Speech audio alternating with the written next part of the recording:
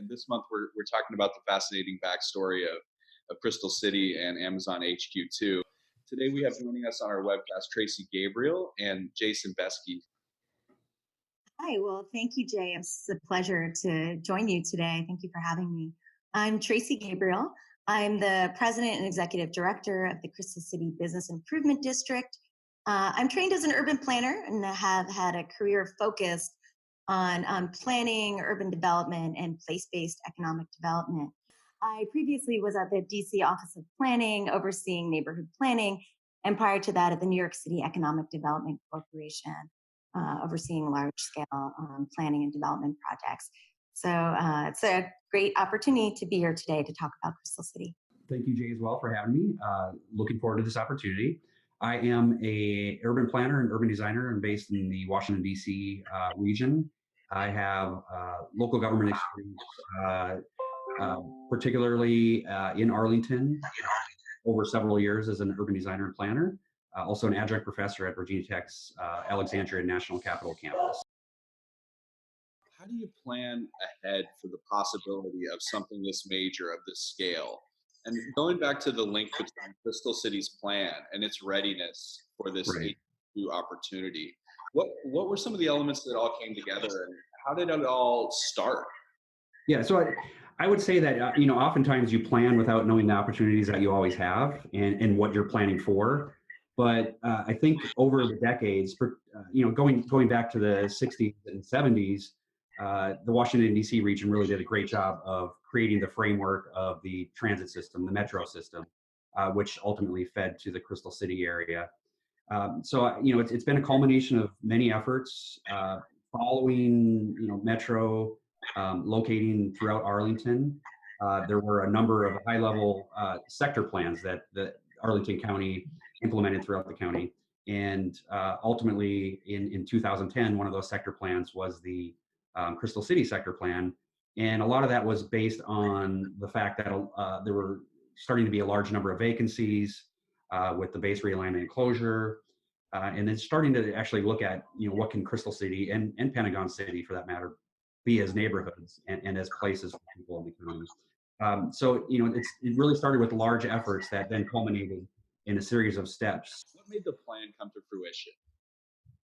Well, I think it's still coming to fruition, right? I think in the context of an investment, the scale of Amazon and what it will probably bring in terms of additional growth and just changing perceptions, honestly, of Crystal City and Pentagon City, I think there's really no better location certainly in the DC region, especially from a planner's perspective, to have the scale of investment that is coming to the area. And of course, it'll be gradual, but a place like Pentagon City and Crystal City, it's really the largest walkable downtown in Virginia. Not a lot of people realize that. And it's that transit-rich location, the density, and the planning for growth that make it so viable and desirable as a place for our region to grow.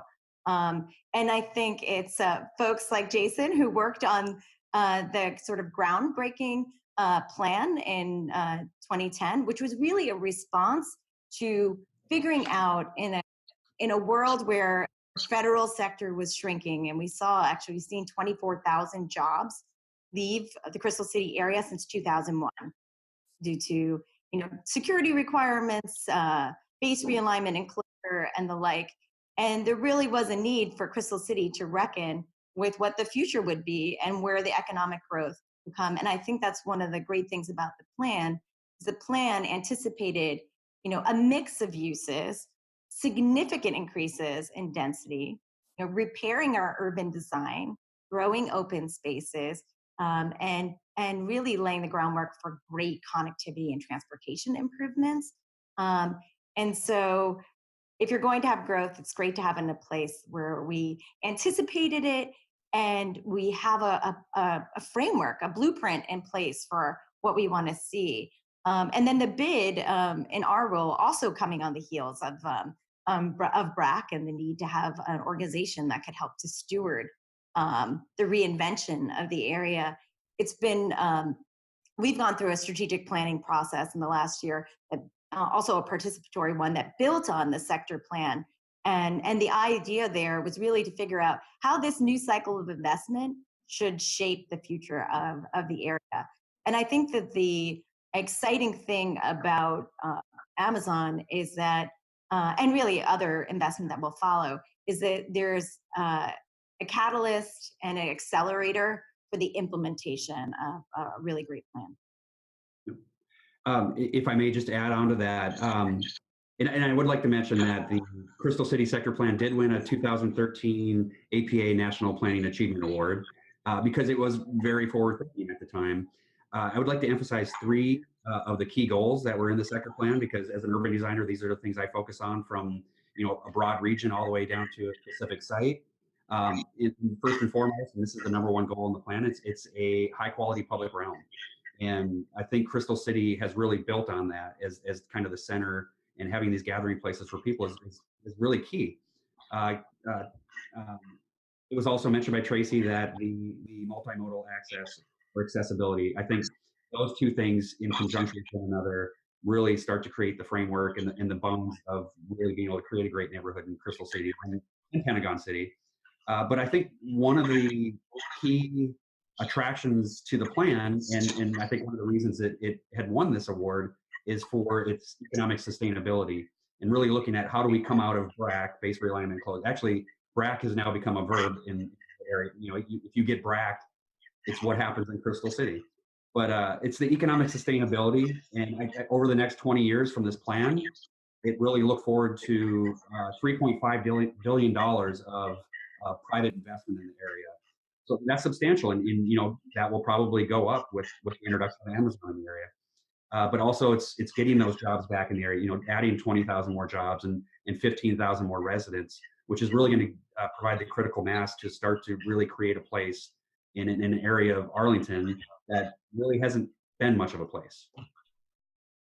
That's gonna be a very fascinating transformation. And I'm just curious with Mason, as the designer that did the designs for Penn Place, could you clarify a little bit, what is the difference between Crystal City, Pentagon City, Arlington? How are they all combining today? Sure. And Tracy may have a little different answer from me on this, but so where Amazon will actually locate technically is considered Pentagon City, but there's, it's really a street that divides Crystal City and Pentagon City, which are both just neighborhoods within Arlington. So, over time, I see the two merging, having one identity. You can't really separate their two identities by one street. That is actually going to be well designed as things move forward. But the plan that I worked on in 2011, 12-ish was called a phase development site plan. And this phase development site plan was going down into a smaller area than a larger sector plan or a larger area plan.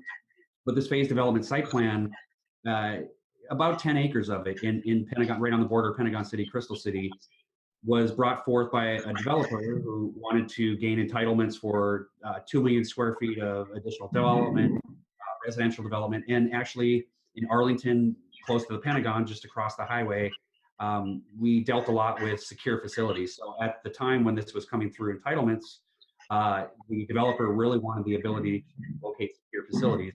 And if you know anything about designing for secure facilities, there are standoff distances, and there's a lot of concessions that need to be made to the built environment to allow some of these secure facilities. But so fast forward a couple of years, 24 public meetings later for just the Penn Place site. And keep in mind that as we were going through this, we did not have a clue that Amazon was even looking for an HQ2 at the time. So what we wanted to do is make sure we got the public realm right the first time, so that whoever came in and developed to this phase development site plan, these millions of square feet, and connecting to what was once going to be a streetcar system that would traverse through Arlington County and Pentagon City, Crystal City, which has now been pulled off the table. But we were planning for that connectivity to the streetcar system and ultimately the metro stops. But we wanted to make sure, through this phase development site plan, we got everything right. And it was at this time that the very engaged neighborhoods that are in the area Some say that the citizens of Arlington are overeducated and over opinionated, but there are a lot of smart people in the community there that really kept planners. We kept us on our toes as we went through the process and really helped to create a better place. They knew they were creating a place for themselves, and they knew the issues they were dealing with. So having the community work with us on this plan and creating more than just insular development, but creating a place that could grow and be part of the greater neighborhood really was made better because of the citizens. But so this process went through a couple years, and we got a lot of dedicated conditions for approval. And the main one required a follow-up open space process where the community come back together for another 3 to 4 meetings, really start to design what this center open space is. So it'll be really interesting to me to see what HQ2, what Amazon comes up with. They are also locating a couple buildings to a phase development site plan is directly south of that called Metropolitan Park. That's where they will begin the development.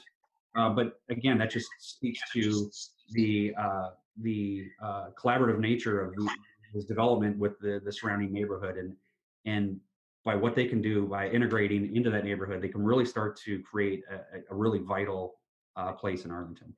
Crystal City and Pentagon City and Potomac Yard, Arlington are part, really collectively, Virginia's largest walkable downtown. And I think that's often forgotten when you look at it just in the individual neighborhood context. But we have been working to unify that and to talk about the area collectively. And now, in the wake of the Amazon announcement, we are actually actively working to expand our boundaries to be inclusive of the entire area, which is, I think, much more reflective of our intent and goals to achieve true connectivity. I think one of the things that's really exciting is that there is a highway that runs through the center of our neighborhood, and it's portions.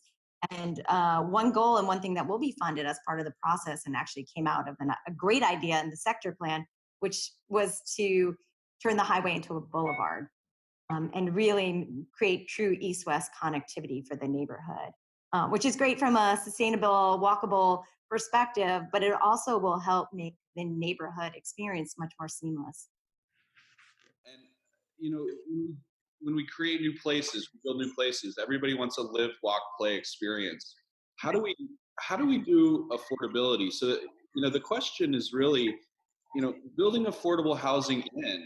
How do you approach affordable housing, Tracy? And it would be great to look at that through the Long Island City context.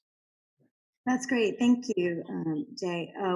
Well, I worked at the New York City Economic Development Corporation between 2007 and 2012 and was responsible for focusing in part on the revitalization of Long Island City and to really boost it as also a future central business district. And at that time, our focus, or I can say one approach I thought was novel, was to really do some large scale public projects that focused on affordable housing. In the case of Hunters Point South, which is a really great case study to look at, there's a 30-acre parcel on the East River waterfront, and the commitment there was to transform that into 5,000 units of housing. It was a post-industrial site, 5,000 units of housing, a new school, a 10-acre park. And the great part about it is that 60% of the 5,000 units were to remain committed to be affordable housing to low and moderate income households. Originally started out as a focus on middle income, but that's a major, obviously, citywide scale investment in affordable housing. And so I think it was a great boost for the neighborhood to get that, and it's still being implemented today. But I think the challenge in a place like Long Island City is that the market really erupted in a major way there over the past several years. And it has been the largest, fastest growing residential neighborhood in the New York region for years now. So it's that kind of how to keep pace, both from affordable housing, but also public infrastructure, parks, schools, and all the needs you have of a fast growing neighborhood. So I think there's a lot of parallels to other places in terms of how you contend with really fast growing locations. Got it. Thanks. And so I'll go shift gears back to Jason. From a personal perspective, what did you learn in the years leading up to HQ2? And what are your concerns and what are you excited about now in terms of the future for Crystal City? Sure. And Okay, so one of my concerns, and what one of the I think the foundations of my practice as a planner is really social equity, and we have an affordability issue nationwide, and particularly in the Washington D.C. area. And so I want to make sure that commitments made by the county over the last several years, which have been pretty substantial for affordable dwelling and pulling in those segments of the population to live in your community that maybe couldn't typically afford to. So I want to make sure that the introduction of Amazon does not really price out a large part of the population. The employees of Amazon are going to do well into the six figures and likely be able to afford a place. But there's the number of people who will be in the service industry, these ancillary jobs that I think it's really important as planners that the county continue to take an aggressive stance on affordable housing, and not just Arlington County, but throughout the region, because this isn't just an Arlington project. You're going to have employees living in Maryland and DC, in Virginia. So affordability is one of the things, and also I want to make sure that that we see a good balance, a good mixture of uses. That I think over time there was a concern that maybe some things would be too residential heavy or too office heavy, but maintaining a good balance so that in another BRAC market, for example, you don't possibly lose millions of square feet of office, and that and it's nice to see that Washington D.C. region is maybe getting away from some of its reliance on the federal government as the main employer, and that bringing in some of these tech industries and then really starting to grow a different sector in this area will really help to maintain the stability, the economic stability, through the ups and downs over time. thanks. So, and Tracy, I'd like to ask the same question of you. What did you learn in the years leading up to HQ2, and what are the biggest areas of excitement and concern for you right now? Great. Well, interestingly, I'm a relative newcomer to the Crystal City market, so I don't have sort of that institutional memory that Jason does for the area. But I will say, and I concur with the challenges that he laid out. But if you look at the opportunity side, and one component of what we're excited about, I mentioned earlier, was just seeing the acceleration of the ability to implement plans and to see real funding for public infrastructure investments. We're very excited about the opportunity to do a full multimodal bridge from the heart of our commercial district to the airport. And again, a boulevardization of our highway. Projects like that will really create that long-term